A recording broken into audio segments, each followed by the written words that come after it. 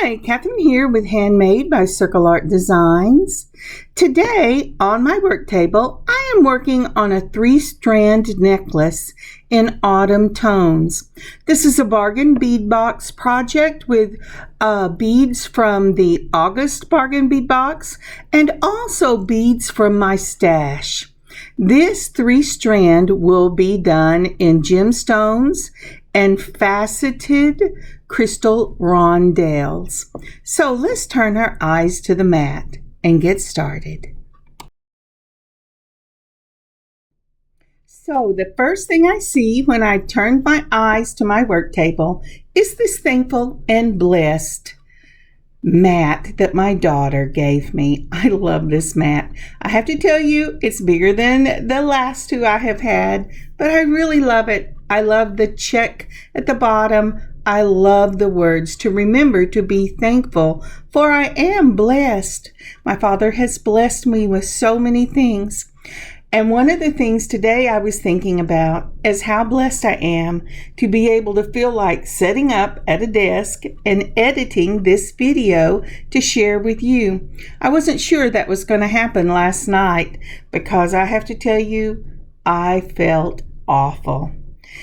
But I woke up this morning, my husband prayed for me, and we said our evening prayers. And when I woke up this morning, I really felt renewed, and I am truly thankful for that. So, how about you? What are you thankful for because you have been blessed by the Lord?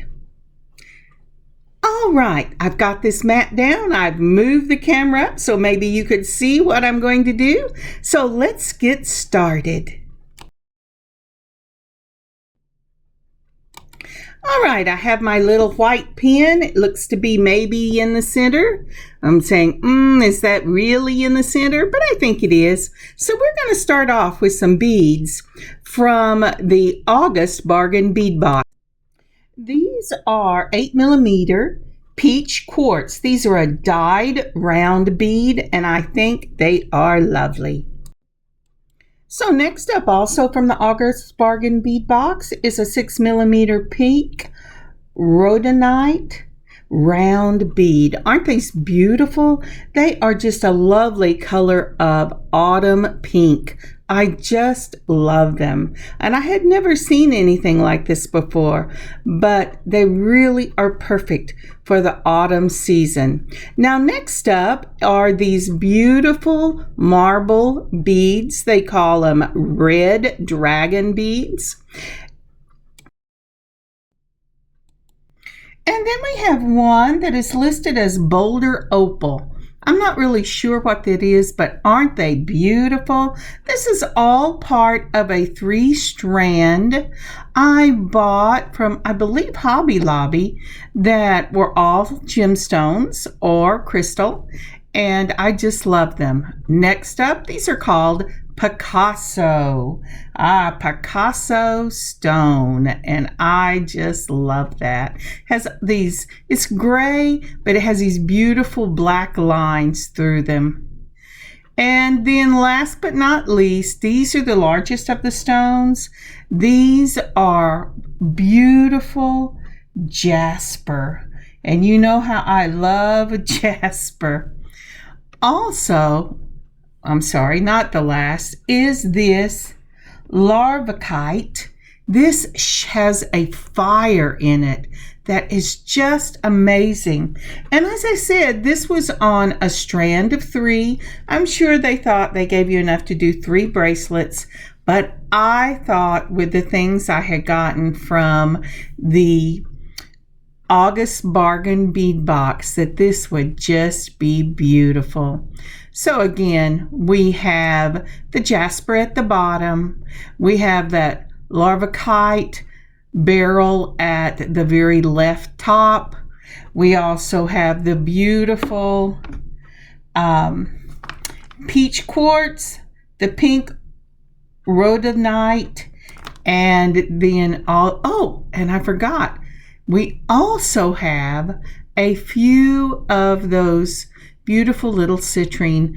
Now, I'm adding to this from my own stash. And by the way, these beads that I have been showing you are from a piece that my daughter gave me for my birthday. So I've been holding it for a solid year. So what I'm showing you now are some champagne rondelles in the faceted crystal. Now, I ended up not using these, although I do try to put them in the piece, but I did use these. That is a matte smoky crystal faceted rondelle, and I use those in the necklace. I'm sorry, my hands are too high up, but these are also faceted spacer beads. These are in the donut shape, and they are silver and faceted. They're from my own stash. It took a lot because I wanted everything to mix together, but I didn't want everything to look the same. Here are my 4mm bright silver spacer balls. I'm going to go ahead and use those. And I also may use some of these 3mm. I haven't decided yet. So I'm putting everything out so I have a beautiful palette to work with. Then I'm using the Bead-A-Lawn and a number 2, and that will be a ball crimp, a round crimp. Then I pulled some of the silver beading wire in a 0.45mm that I will be stringing each one of the beaded portions of the necklace on. And I have pulled my wire guards. I'm going to go ahead and use not the bright silver, but the regular silver for this one. I'll need 2 of them for each strand. And because this is a big chunky necklace, I'm going to use a big chunky chain in this beautiful silver. I really love this, and I picked this up at Hobby Lobby. Okay, after much trial and error, these are the patterns that I have chosen to do the 3-tier beaded portion of this necklace. The only difference from this picture and what I settled on was I added some more of the pink rhodolite beads, those 6mm at the end, to the finished product. And I took the large 12mm jaspers that you see at the bottom, and I switched them for the red dragon, marble, the boulder opal, and the jasper that you see in the second necklace. There, I just flipped those in the final product, but we're going to go ahead and bead, and I'll show you that later. But I wanted to put a final picture up. I have to tell you, I had an hour of filming, just playing with this beadboard, and I went, that's insane. I'm just going to show you what I settled on, and then we'll get started beading. Alrighty, here we go. So we're going to go ahead and we're going to use that silver beading wire that I showed you earlier in the video. That seems like a long time for now. It took almost 8 minutes just for us to show product. All right. Like I said, it had a large palette to work with. So after I've unrolled a little bit of this, I'm going to go ahead and take my number 2 crimps, and I'm going to put on a my 4mm bright silver spacer ball. I'm going to wait and put the crimp on till I'm through so I know exactly what I'm going to do with the end of this. Actually, I know what I'm going to do with the end of this, but I don't want to cut and waste my wire, so I'm not going to cut it until I finish stringing this part of the necklace. Now these are those lovely 6mm pink rhodonite and the round beads. They have a matte finish, and they're a beautiful autumn pink. It's not that bright pink that we associate with spring or summer, or the pale pink that you associate with spring. It just has a nice browny pink to it. And so to begin with, I have put on 5 of these beautiful pink 6mm beads. Then I put on another of the 4mm bright silver, and I'm going to add 2 of the smoky crystal faceted rondelles. And I'm trying to decide if I want to put a spacer between it. And I did. I went ahead and pulled that silver faceted donut, and I'm going to put a spacer between each one of those. And then I'm going to go ahead and add another one of the 4mm spacers. And so that is what the first section of this necklace looks like. 5 of the pink, a spacer, rondelle, donut spacer, rondelle, and then another one of the spacer balls. Now I'm coming up on the beautiful peach 8mm dyed quartz from that August Bargain Bead box. So I've already got that spacer there. So I'm going to go ahead and put on one of these peach, and then another and another. I think I may go ahead and go with 4 for this one. Let's see what I decide. Yes, and then another one of the 4mm spacer balls.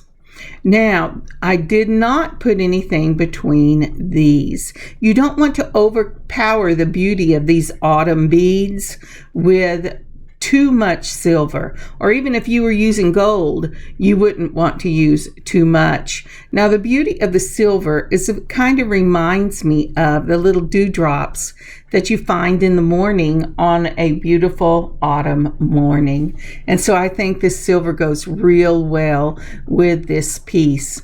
So again, after we've done the first one, we're putting on 4 of those peach quartz in the 8mm. Now then, I've got these big 12 beautiful jasper out.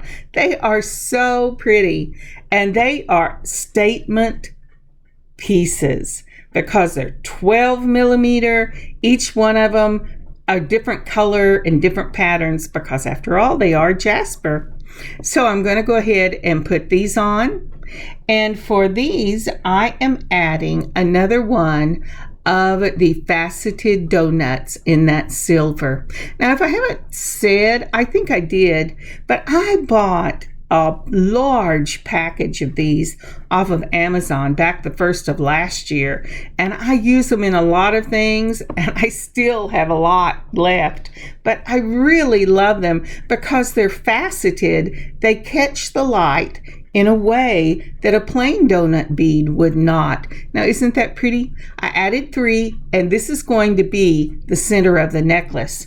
So the next thing we will do is we will build from that center and go and build back up, going back up the wire and copy just what we've done before. And that's what I'm showing now, and I'm going to meet you in just a minute. And we are back. Isn't that pretty? I just love those colors.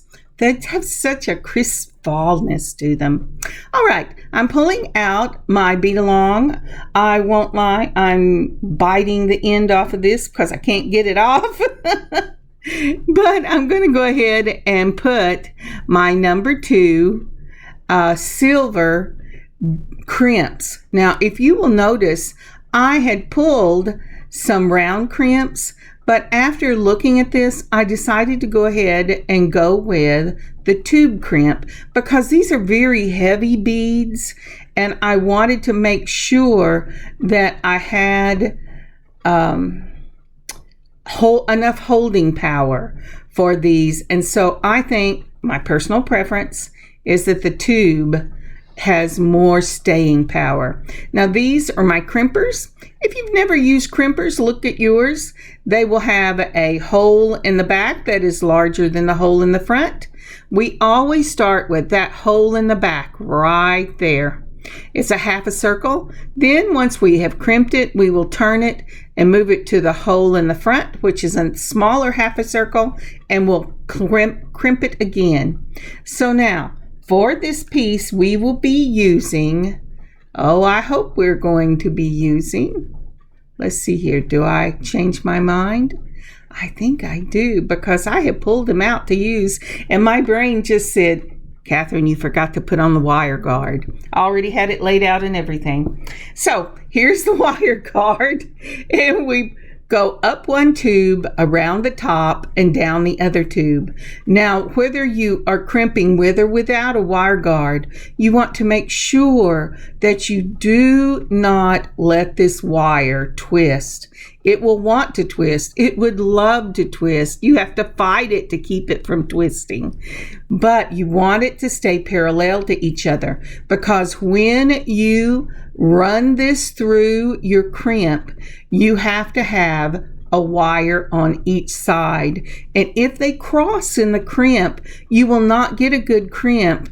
And even if at first it seems like it's going to hold, when you least expect it, it will let go.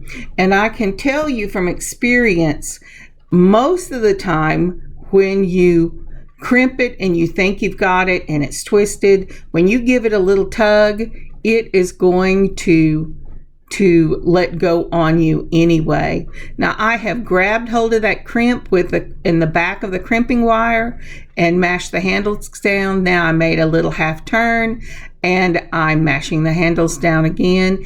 The first time you do, it should give you a little fold on one side. Then when you crimp the next side, it should give you another tube, because what it does is it folds the fold it closes the fold. We fold the fold. It closes the fold and gives you a nice little tube. And as you could see, I had pulled on it really hard. And I'm pulling again to make sure that that is really there. Now then, once I have put my spacer ball up there, I'm taking the flush cutters, putting the flat side against the bead and cutting the excess wire.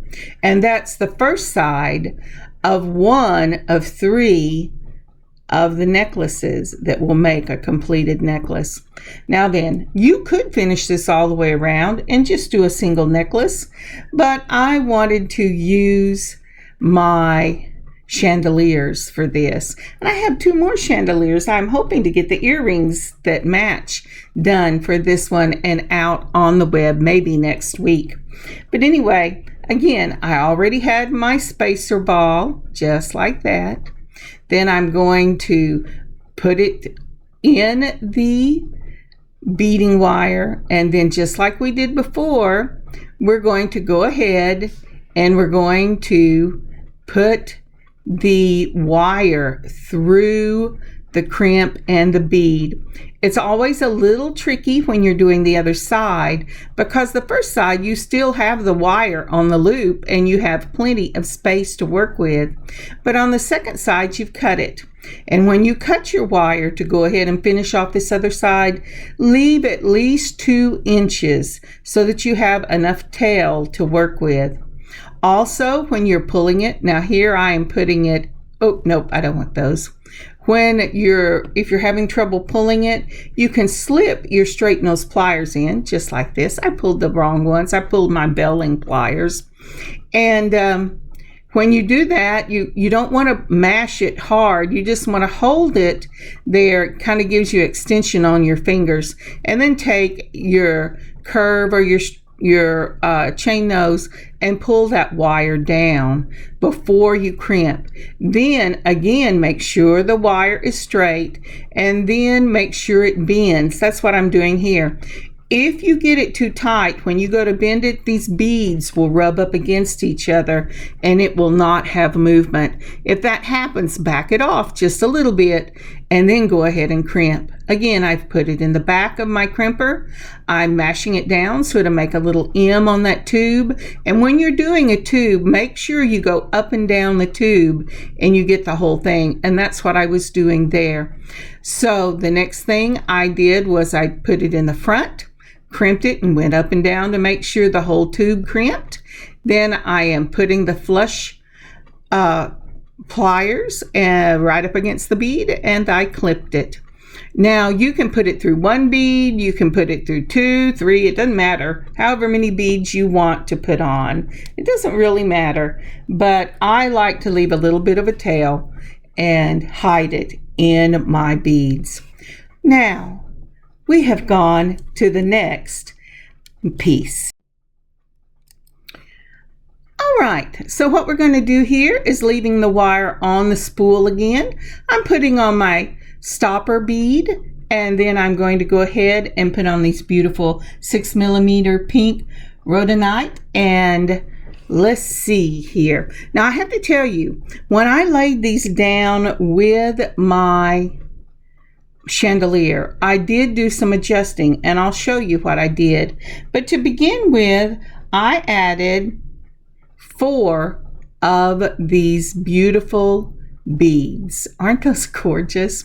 And then just like the other one, because we do want it to as my Nana would say, we want it to walk.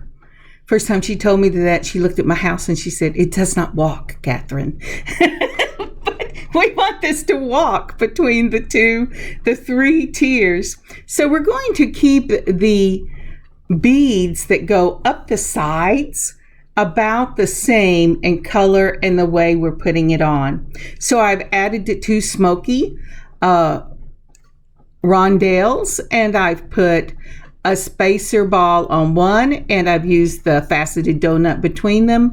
And now I am going to go ahead and add that lovely peach quartz in that 8mm. And for this peach quartz, we are going to have 3.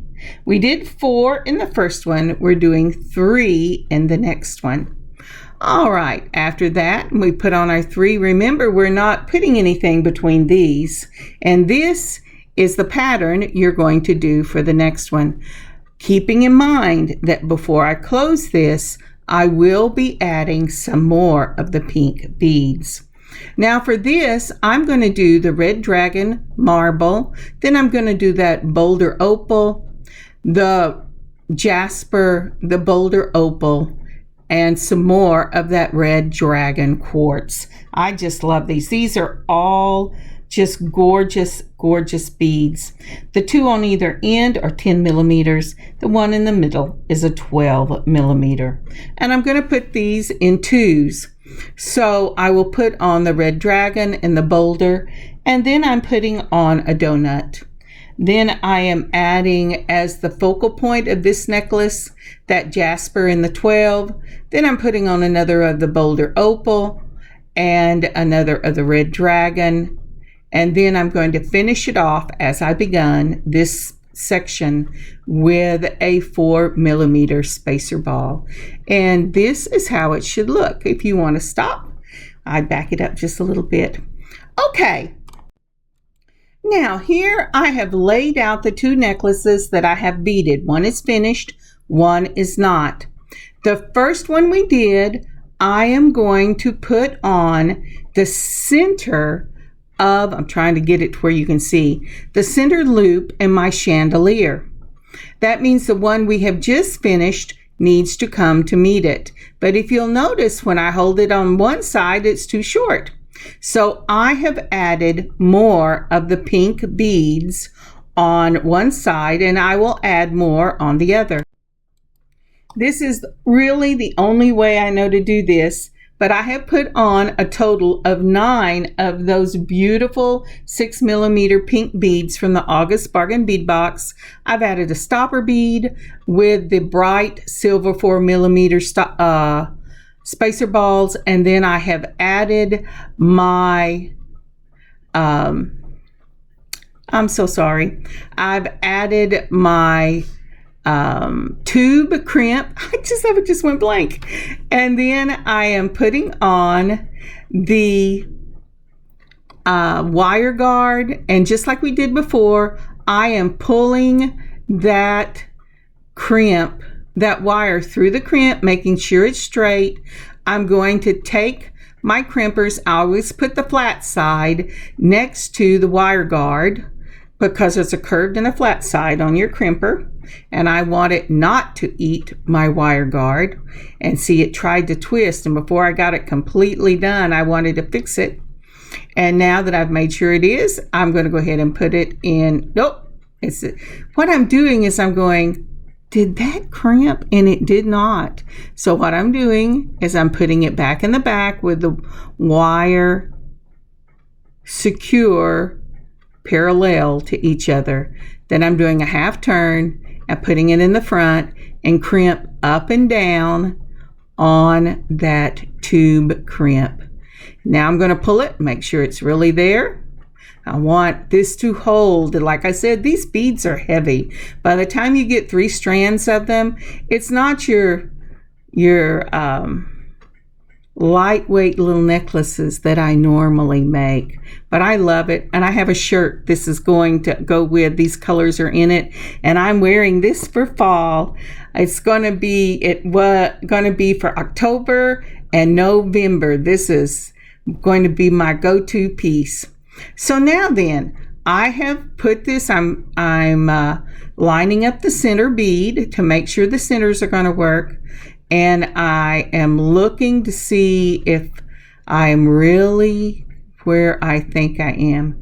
Now, another thing, when you're picking a chandelier out to use for this type of thing, make sure your chandelier is spaced out, because you do have to have room for the beads so that they're not falling on top of each other. So this one is a 5-space chandelier. It's in a round, by the way, and therefore it gives it a little bit more space. I'm going ahead and putting on 9 total of the 6mm pink rhodonite, and then I think I say that every time I say it. Sorry about that. And then I'm going to put on the 4mm stopper ball, or that spacer ball in that bright silver. And then I'm going to go ahead and I'm going to close it up exactly the same way we've done 3 times before. Now then, I am sure that you could keep it on the board and make this work, but I can't keep it on the board and make this work. So this is my cheat. I clean off everything, get it out of the way, and I put out upside down so I can see the curve. I put out my pieces and I lay them up against the chandelier that they're going to be put on, making sure there is enough space between each one of the strands that they don't fall on top of each other. Here we go. Let's see. Yes, I had to move that up so you could see what I was doing. Now, this gives you a little bit better picture of that tube bead. So I'm pulling the tube bead up. Okay. Then I'm moving that just like that. And you're saying, where did you get all that space? I left a bigger tail, and I'm going to pull it towards the beads as opposed to trying to get it. Just like that. I'm pulling it towards the beads. And I find that much easier to work with because my fingers are just fiddly. If you've watched me for very long, you know, especially my left hand shakes like the dickens. So I just have to have a little more room. Oh, and by the way, that bright pink thing you see every now and then flash across the screen, my daughter's little dog decided he was going to jump on me and leave me one of those strawberry kisses. And he leaves it in the same spot every time. You wouldn't think a dachshund could do that, would you? But boy, he's a heavy, hefty boy, especially with big feet. And he loves to leave me little strawberry kisses on my left arm. Of course, that seems to be the one I put out the most. All right, I pulled that down. I've made sure it went at least through my stopper bead. I'm putting the flat side of my flush cutters right up against it, and I'm going to cut that wire off. And the second strand is ready. And we're going to put that back on. Let's see if I move this down so you can see what I'm doing.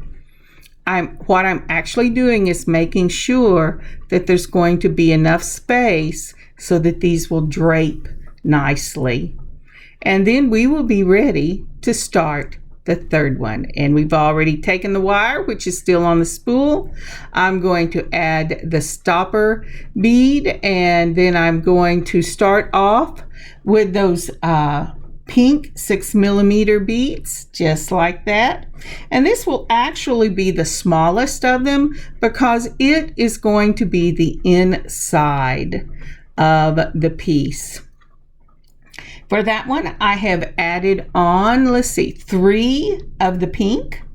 Then I'm adding one of the spacer balls, and it should look just like that, begin and end with the spacer ball.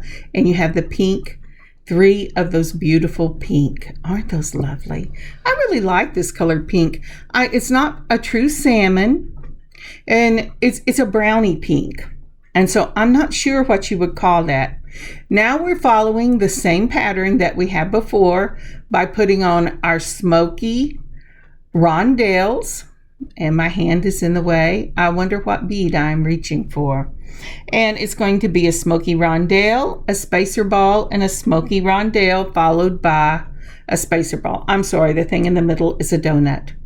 And next we are adding only 2 of the 8mm peach quartz.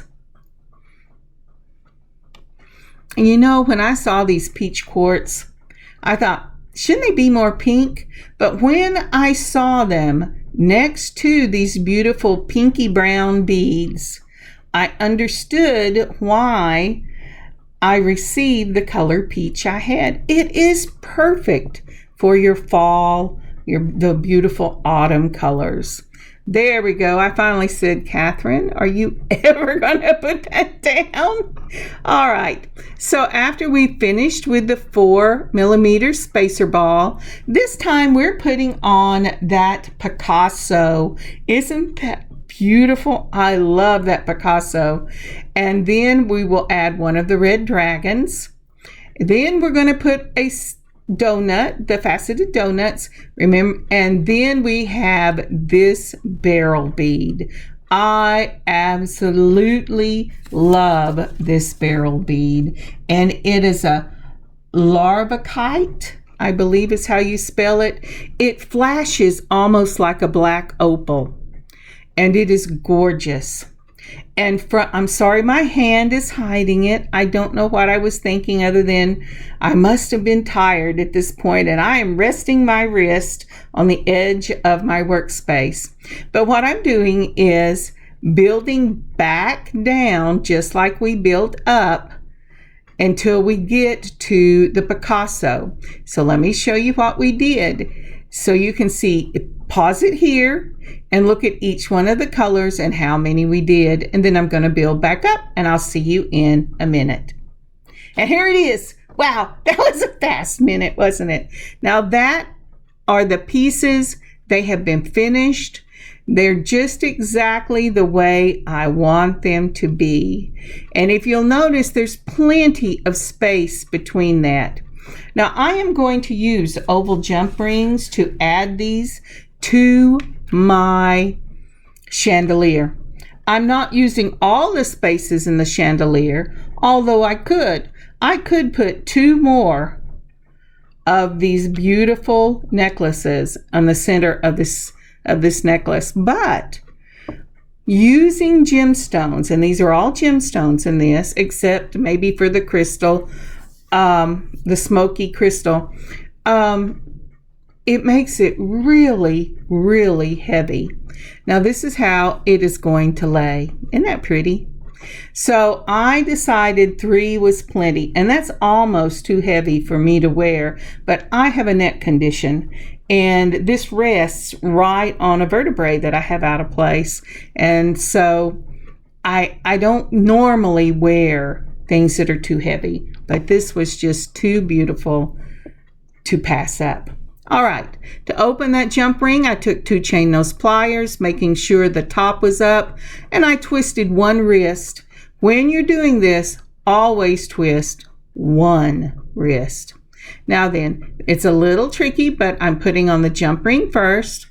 I'm putting the opening to the back because you want right sides together. So I'm putting the necklace together. Then I'm going to take my chain nose pliers and again twisting one side only. I usually twist off with the left and twist on with the right. I don't know why I'm that way. Then filling the side until it doesn't feel rough.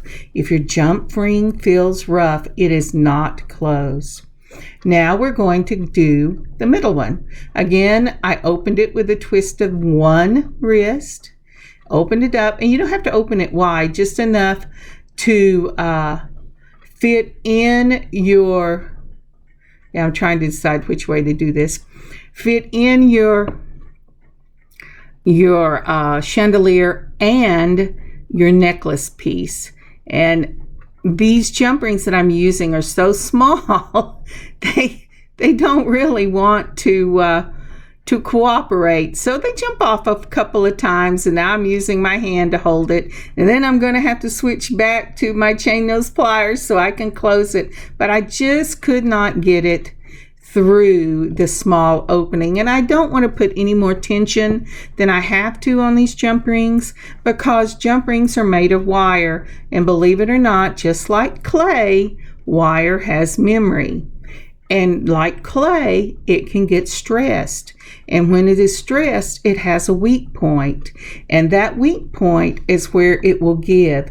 When you're firing clay, if you have stressed it while it was still wet, it will, much of the time, give in where that stress point was when you fire it. When you stress your wire and jump rings, if it's going to have a weak point that will break, that's usually the spot that it will break and you can lose your piece. So, all right. Again, I have opened it up with a twist of the wrist, then I took my fingers to hold it so I could get it on there. And then I'm going to put it on the third how would I say this? It's the next one from the middle. So I've left out the 2 on the end and I've used the 3 in the middle. And now I need to put it on the other side. Here we go. And there it is. So I have got both sides, but you notice I have this cute little circle in the middle. Now I can cut that off with my pliers, but I decided I'm going to go ahead and add one of the beautiful little pink beads as a charm, an extra dangle in this, and I will carry this through in the earrings when I make them. And like I said, I'm hoping to get them out sometime this next week, maybe even this weekend, but probably this next week. So I fold it over whenever I put my wire in, and this is a head pin, not an eye pin. I fold it over, then I'm going to fold it back over the top of my pliers, just like that. Give a twist. Oop, I jumped out. Give a twist. Make sure you get it in the same place. And then I'm going to take, because my fingers are tired now. Let's see if I can get it to go. Oh, come on, Kathryn, you can do it. All right, now I'm going to take them and I'm going to twist it around with my chain nose pliers. And you know, there is no shame in using your tools to help you do this. I wanted this to have a wrapped look because I just flat did not want to take the chance of it catching on something and pulling itself apart. So I'm wrapping this bead. I could have wrapped it right on the chandelier itself, but I'm going to add this with the same jump rings that I added for putting the necklace together. So once you've twisted around 3 or 4 times, go ahead and clip it and tuck it in. And that's what I did. Tucking it in is you're just mashing it into the wire where you've wrapped so that it doesn't hang on anything. Now I've taken out one of those little bitty, I think These are 4mm. It did not come marked, but I believe they're 4mm ovals. I got them in a set off of Amazon, and it had 5 different sizes, and this is the smallest of the size. With a twist of the wrist, I open it up. Now I have to tell you, putting these on this chandelier can be a little tricky because you have the top of the chandelier sitting right there, and you have to be able, I dropped it. You have to be able to get it in. Do you see the hole right there? You have to be able to get it in with the charm on it and close it while the chandelier itself is butting up against your chain nose pliers. And it is just being very careful with it and holding it with your finger and using all the tools you have available. And that is what I'm doing right here. I'm going, oh, come on, I really want you to work. I know you'll work. All I have to do is get you through the first hole, and then I can put that chandelier on, and then don't jump off of it, and then I can use the other one, and we can close this up. And that's what I'm doing. Oh, I lost it. So one more time, we're going to close it up, and let's see if I got it. Come on, pull it down. I think I cheated, but I can't tell yet. I can tell you. I did. I cheated. So you know what I did when it fell off the second time? I pulled a round one, the same size. I really wanted to go with the oval because this chain has an oval look to it. But I went ahead and pulled a round one because the round one gives you more room, wiggle room, when you're closing it. I'm sorry you didn't see that. I must have been really tired whenever I got to that part. I looked at that whenever it jumped the second time, and then my hand showed up again. I went, I think I cheated. All right, to put this on, I am opening up the chain, and I'm going to put it on each side in that top hole. Now you can use this as a closed necklace because it's plenty big enough to go over your head. And at first I thought that was what I was going to do. And that's what I'm doing here. I've put the chain on one side, and I'm going to, on this one side, I'm making sure with the jump ring is really closed with the twist of the wrist. Really use your fingers. It really tells you a lot about what your eyes can't tell you. But once I get it on the other side, I decide that I'm going to go ahead and put something in the middle. So I've got it on that side. Now it has to go on this side. And let's see here. We're going to open up that. I've already opened it. So I'm going to put it through the little hole. I'm going to put my chain on, and I'm going to close it with the twist of the wrist. Just like that. And check it, make sure it's closed. So here is where you have to decide, what am I going to do? I decided I wanted to go ahead and I have some really pretty lobster claw heart closures that I don't get to use very often. And the reason I did this is because if I leave it like this, there is only one length. But if I open it and I put a closure on it, I have the option of making this shorter for different necklines. So I've opened up the chain. I made sure that it was in the middle, and I've opened it up, and they're both the same length. Now, isn't that a pretty, it's just a beautiful lobster claw clasp. And I have them in several different colors, and I haven't used very many of them because they're very large. but they're beautiful. So I'm going to go ahead and put this with a jump ring on the other side, or on one side, and this bulky chain is big enough that I can close this right up on the chain, and that gives me the ability to make this longer or shorter depending on where my neckline is. Now, if I was selling it, I would probably still do it this way, but there's a certain spot I want my jewelry to hang wherever the neckline hits, and so I decided to do that. Now, isn't that beautiful?